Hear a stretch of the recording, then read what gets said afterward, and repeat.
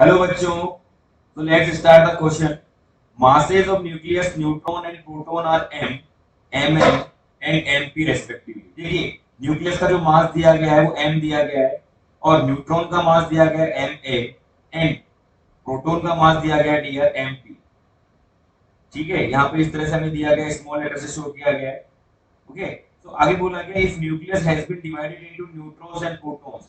अगर न्यूट्रो आपका जो न्यूक्लियस है उसको अगर मैं डिवाइड कर दूं न्यूट्रॉन्स में और प्रोटॉन्स में, तब क्या होगा. तो आपको पता है कि जब भी किसी भी न्यूक्लियस में जब न्यूट्रॉन और प्रोटॉन होते हैं तो उनके साथ में कुछ बाइंडिंग एनर्जी भी होती है जो उनको क्या करके रखती है, बांध के रखती है, बाइंड करके रखती है. क्योंकि एक्चुअली में प्रोटॉन और प्रोटॉन के बीच में क्या लगेगा बेटा, प्रोटॉन और प्रोटॉन के बीच में रिपल्शन लगने वाला है. तो जब प्रोटॉन और प्रोटॉन के बीच में रिपल्शन लगेगा तो कोई ऐसा कोई एनर्जी होगा जो इस प्रोटॉन प्रोटॉन को आपस में बाइंड करके रखा हुआ है. तो वो एनर्जी क्या होती है बेटा, बाइंडिंग एनर्जी. जब हम न्यूट्रॉन और प्रोटॉन को सेपरेट कर देंगे तो बाइंडिंग एनर्जी भी क्या हो जाएगी, कम हो जाएगी.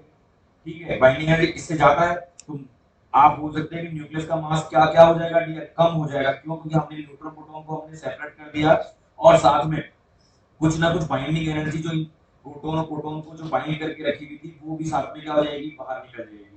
तो यहाँ पे क्या होगा, the mass of the nucleus is less then mass of proton plus mass of neutron होगा. देखिए यहाँ ऑप्शन क्या हो रहा है, ये ऑप्शन नहीं होगा क्योंकि यहाँ बाइंडिंग एनर्जी का कोई रिलेशन नहीं दिया हुआ. यहाँ सेकंड ऑप्शन में बात कर रहा हूँ, सेकंड ऑप्शन भी ऑलमोस्ट सेम सा है लेकिन यहाँ पे z into mn दिया गया है जो तो बिल्कुल ही गलत हो जाएगा क्योंकि z into mp होता है, number z is the number of protons.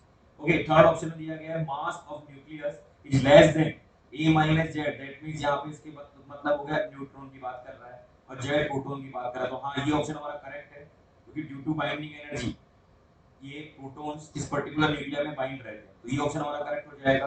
अगर थर्ड ऑप्शन करेक्ट है तो फोर्थ ऑप्शन ऑटोमेटिकली क्या होगा, रॉन्ग होगा. तो third option is correct for this question.